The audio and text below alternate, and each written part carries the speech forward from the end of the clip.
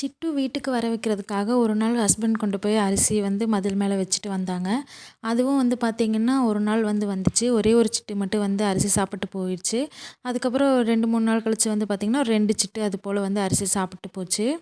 அப்படியே ரெகுலராக ஒரு 2, 3 சிட்டு வந்து வீட்டுக்கு வர ஆரம்பிச்சிட்டாங்க. ஒரு மதில் மேலே அரிசியும், இன்னொரு பக்கம் மதிலில் வந்து தண்ணியும் வந்து வச்சுடுவாங்க.